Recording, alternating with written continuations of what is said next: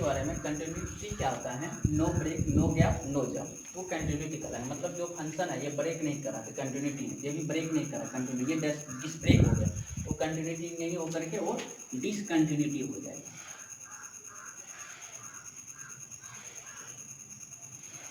ठीक है, डिसकंटिन्यूटी और ये दोनों continuity. Continuity means no break no gap और नो जंप।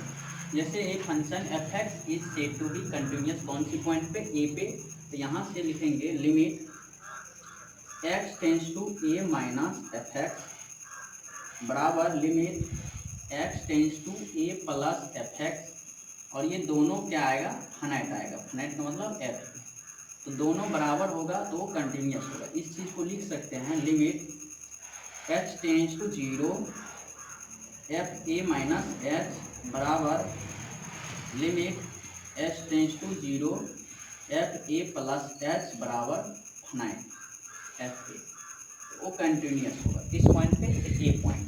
ठीक है, कंटिन्यूटी का मतलब लगातार, जो टूटना नहीं चाहिए। इस चीज़ को बोल सकते हैं एल एच एल, इस चीज़ को बोल सकते हैं आर एच एल, और दोनों क्या होगा, finite. L H L R H L finite है तो वो कंटिन्यूटी हो जाएगा। जैसे क्वेश्चन में यदि आप एफ एक्स बराबर एक्स और यहाँ 3 और यहाँ एक्स कब है, एक x less than equal to greater than equal to 1 और ये एक्स लेस देन 1। अब इसको कंटिन्यूटी चेक करना है, तो मान लीजिए इसका टर्निंग पॉइंट कितना है, एट एक्स इक्वल टू 1। ये जो 1 टर्निंग पॉइंट है, 1 से बड़ा 1 से छोटा पे, तो 1 पे बराबर का चिन्ह है तो F1 पे कितना आ जाएगा, 1। ठीक है, limit x tends to 1 minus 1 पे चेक है तो 1 से छोटा में ये फंक्शन है 3, यहाँ 3 आया। Limit x tends to 1 plus में 1 प्लस से ये फंक्शन है एक्स, यहाँ 1 आया। मतलब L H L R H L और फाइनाइट बराबर नहीं हुआ, ये डिसकंटिन्यूटी हो गया।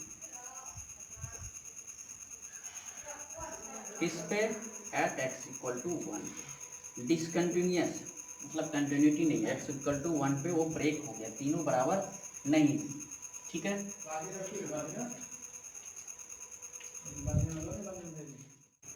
ट्रिक में क्या करेंगे, कंटिन्यूटी के मतलब कंटिन्यूटी में सबसे पहले फर्स्ट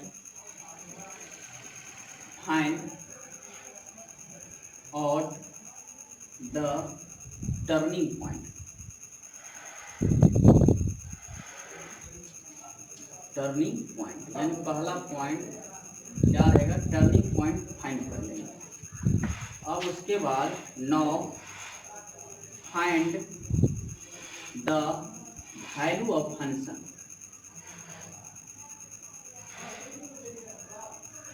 एट दिस पॉइंट। मतलब वो फंक्शन पे फंक्शन का वैल्यू निकाल लेंगे उस पॉइंट पे। If the value is same then function is continuous.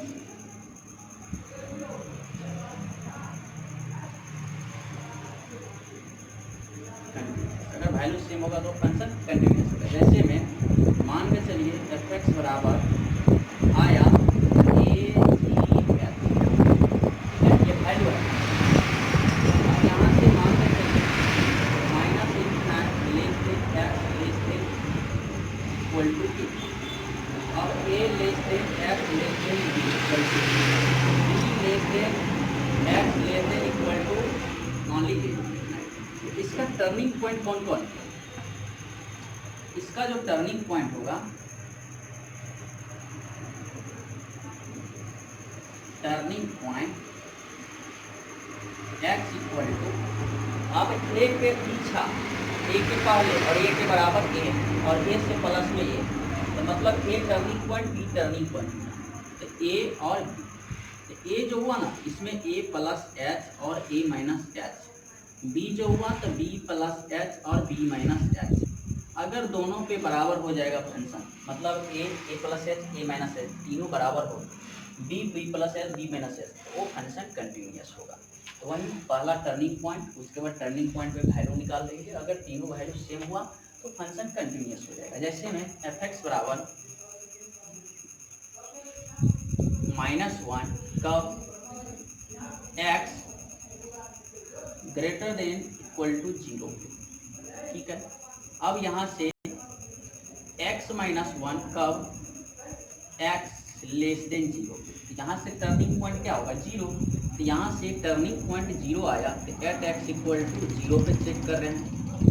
अब यहाँ से 0 पे चेक कर रहे हैं तो f0 कितना हो जाएगा, f0 इसमें है तो ये -1। अब limit x tends to 1 minus, जिसका नाम है LHL, तो 1 से छोटा इसमें, सॉरी 0 माइनस, तो 0 से छोटा इसमें है ये x माइनस 1, इसमें x के जगह 0 पुट करेंगे, 0 माइनस 1 मतलब -1। RHL बराबर limit x tends to 0 plus, तो अब 0 प्लस खोजेंगे तो इसमें है 0 के बराबर और 0 से बड़ा पे तो -1। ये कांस्टेंट फंक्शन है तो कांस्टेंट है। अगर RHL LHL फाइनाइट तीनों बराबर है तो फंक्शन क्या होगा, कंटिन्यूअस होगा। इस पॉइंट पे एट x इक्वल टू 1, ठीक है, ये फंक्शन कंटिन्यूअस हो जाएगा एट x इक्वल टू 1। अब कंटिन्यूअस तो हो गया, मतलब LHL RHL फाइनाइट बराबर हो जाएगा तो कंटिन्यूअस होगा। कब बराबर नहीं होगा तो वो क्या बन जाएगा, डिसकंटिन्यूअस, ठीक है। तो डिसकंटिन्यूअस क्या होगा, रीजन फॉर डिसकंटिन्यूअस DC। तो डिसकंटिन्यूअस में क्या होगा, LHL और RHL हो सकता है बराबर नहीं, हो सकता है LHL बराबर RHL मिल जाए लेकिन फाइनाइट बराबर नहीं है, F1 वो डिसकंटिन्यूअस हो सकता है। RHL और फाइनाइट बराबर हो गया F1 और बट LHL के बराबर R नहीं हुआ, वो डिसकंटिन्यूअस हो जाएगा, ठीक है। डिसकंटिन्यूअस का मतलब तीनों चीज में से कोई एक चीज बराबर नहीं हुआ तो वो डिसकंटिन्यूअस हो जाएगा, ठीक है। अब आगे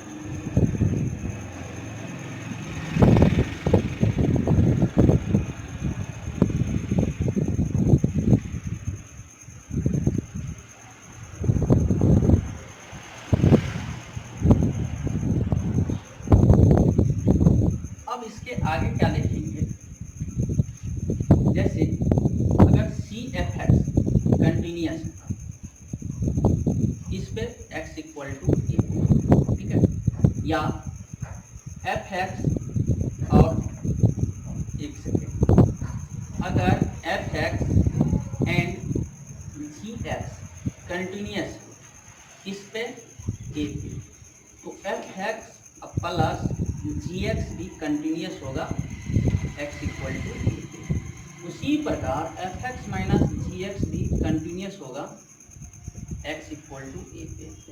FX इंटू GX भी कंटिन्यूअस होगा x इक्वल टू A पे, मतलब सारा कंटिन्यूअस हो जाएगा। जो फंक्शन FX और GX कंटिन्यूअस है तो दोनों फंक्शन को ऐड करेंगे या सब्ट्रैक्ट करेंगे या मल्टीप्लाई करेंगे, हमेशा कंटिन्यूअस होगा किस पॉइंट पे, A पे, मतलब FX और GX कंटिन्यूअस है इसलिए, ठीक है। अब आगे देखेंगे डिफरेंशियबिलिटी के बारे में। कंटिन्यूटी के बारे में तो पता हो गया, अब डिफरेंशियबिलिटी।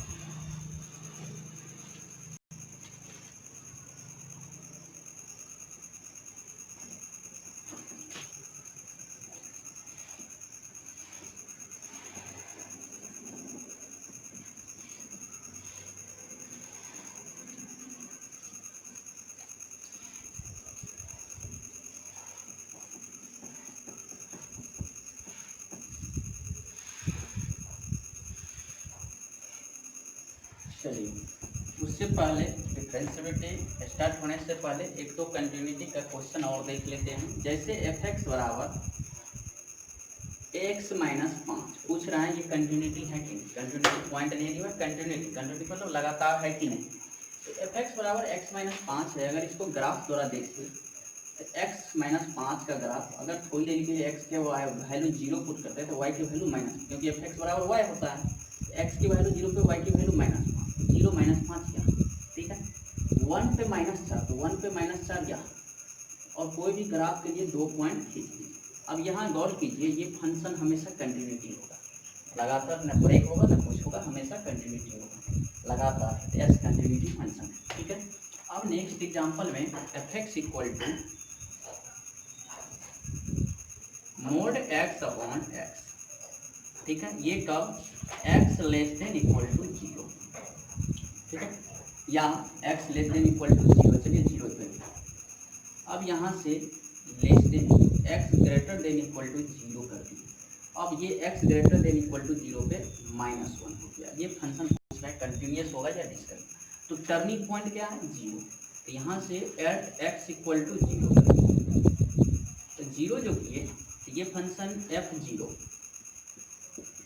पे क्या आ जाएगा -1, बराबर का चिन्ह है -1।